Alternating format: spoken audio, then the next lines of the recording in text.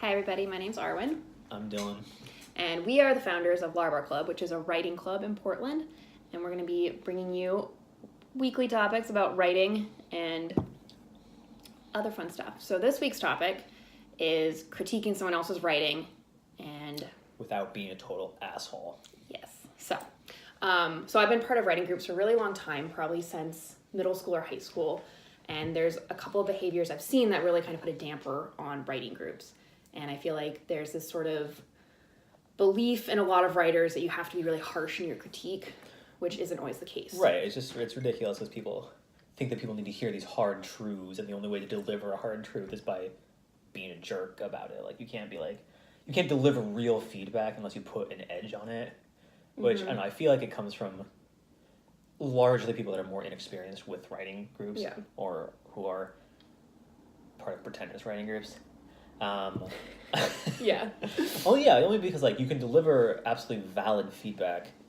It's actually, I don't know, I think it is more technically sound to deliver valid feedback in a digestible way as opposed to being like, listen, I just need to tell you what you need to hear. Yeah. And it's going to suck, because then nobody hears that. Like, they just turn. It's more about like your ego than the actual person who's trying to get critiqued. Well, right, they're exactly. writing. It's like, I'm so much better than you, so I'm going to give you these like hard facts about how bad your writing is, and that's not helpful to anyone.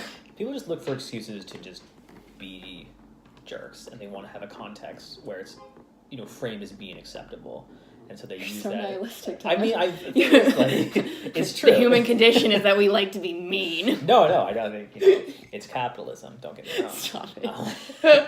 But yeah, so. But you have a point. So I think like one of my best advice that I've ever heard about giving people critiques was when I used to do Poetry Slam, and there was a person that was hosting an open mic, and he said, if you have a poet that you hate, just tell them to keep writing, and eventually they will get better, and then they'll come back and their stuff will keep getting better. And if you keep encouraging them to like keep writing and keep practicing, eventually they won't be a poet you hate anymore. Well, right, because they'll have practiced and gotten better. I think encouraging people to keep writing is really important. Yeah. And sometimes feedback can make people not want to write, and that's like not the goal. Well, absolutely. It's like, I think your role as being a poetry or a writing group of any kind shouldn't be to be a gatekeeper and to say you have to be past this threshold in order to be considered a good writer or someone who's worthy of getting critique. The goal should be to encourage as many people to write as possible, and things like, if people are at a different level, that's fine. Like, they will get better by reading to people that have more experience than them, or that do things in a different way than they do. And I think it can be very intimidating because people have this idea. I mean, I don't know, when people put their writing out there, it's a very intimate act to be like, hey, I produced this out of nothing, and I'm going to bring it to you, and there's like no rubric away, against which you can check your work before you hand it in to like a writing group. You can't be like, okay, like I satisfied all the requirements, so therefore it's going to meet a minimum level of acceptability. It's going to be like, no, it's just here's this thing, and it could be absolutely terrible. And probably, and it's so subjective anyways. Well, like, what is terrible writing anyways? But. Well, that's the thing. Yeah, it's like, and that's the thing, is like, I think that people that come in and they don't have a lot of experience, they don't have maybe the confidence that goes with understanding how to take criticism. They're going to be hypersensitive to anything that is detrimental to their work, and they're probably going to be on like a hair trigger, which determines whether or not they're going to keep writing, or if they're going to be like, clearly this isn't for me. I went to this group, I got less than optimal feedback. Clearly I was just taking a shot in the dark. When really, like, anybody that's giving you bad feedback probably sucks, and definitely clearly sucks. Your feelings about this. mean people suck. Yeah, mean people do suck. But and even if they don't suck now, they certainly sucked in the beginning. Yeah, I'm of the belief that anybody can become an effective writer. Yeah, absolutely. I mean, obviously not everyone's like, Cormac McCarthy, but I think anyone, if you have like the dedication and the willingness to listen to feedback and to keep writing and to keep practicing and to keep honing your craft, like, people become effective writers. It's what happens. Yeah, absolutely. And there's no point in like tearing someone down and telling them that their work is horrible. And instead you can look at like what facets worked and what didn't work. And that's how I like to frame my critique. It's like, this is working in this piece.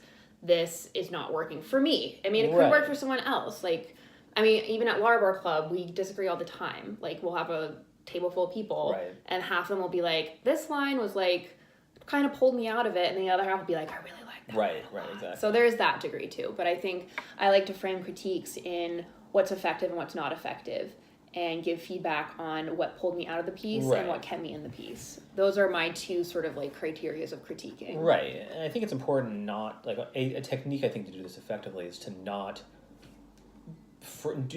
be giving critique, or maybe negative critique, or maybe an area of improvement, to not be framing that sort of just in the abstract, to be like, you should say, or I think a technique is to say, I think that if you were to change this or approach this in this way, it would make the piece stronger. Like, any critique you give should be in service of making the piece stronger, which gives sort of an implicit buy-in from the critiquing group to say, your work is valuable enough that I want to improve it. Because if you just come out and say, like, don't do this, this, and this, then there's no indication that you care at all. Like, but really what we try to encourage people to do is take the feedback, edit, revise, and then bring it back, because we really do want to see if the feedback was effective, if they were able to incorporate some of the changes we suggested.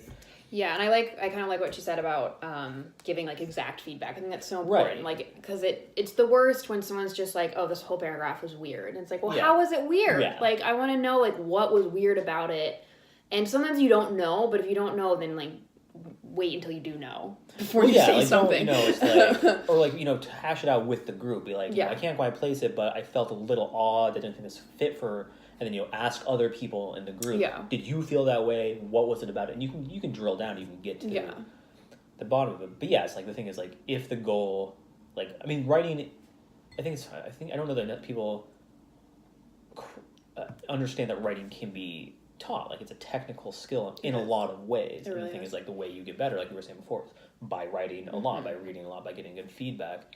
So the thing is, like, anybody can become an effective writer, like you said, but they need specific feedback to do so. Yeah, I think, and I also really think that written feedback, like one of the rules we have for Larabar Club, is to bring it printed out, because I'm very visual. The way that I grew up, and sort of learned to do writing workshops was by looking at the paper, writing critiques down, because I think that if someone's just going to say things to you, how much of that is retained is really variable depending on your state of mind and your mood or whatever. So I think writing down actionable items on the paper, like try this for this reason, I think is often an effective way of, allowing somebody to walk away with it, think about it, come back to it, and be like, oh I see that. I can see where they were coming from now, even if they weren't able to hear it initially. Yeah, and I think one thing to add on is if you're doing this long distance, because I know a lot of people are doing critiquing long distance, you just put it into like a shareable document. That's what we did today, actually. It was like we had a Google Doc and people put comments on the side. I love Google Docs. Because you can highlight stuff. And it's very helpful. And like add things in. And you're not changing the document like the original document. You're working with something entirely different, which is really helpful. No, absolutely, I agree with that. Written feedback's really good. It's also what you hear and what the person means are like sometimes two different things. And so if you have like a written down thing of this is what I'm trying to say, that is helpful to go back to later and then be like, I misunderstood that, or, Yeah, absolutely. Yeah. But I also think just like a very important thing to remember is, start with something that you liked about it. Because I think it's really hard if somebody's, I think once that moment between when you finish reading or somebody else finishes reading it and there's silence and you're waiting for that first critique, I feel like it's a super raw moment. You're sort of like, you're coiled up almost, and it's like, what are they going to say? Trying to like see if they liked it or not. Right, exactly. Trying to suss it out because it's so hard to read, and you're like, I just put this out there. So I think if whoever jumps in, and ideally everybody, can start with, hey, I thought this was strong, I thought this was good, I really like this, and go through.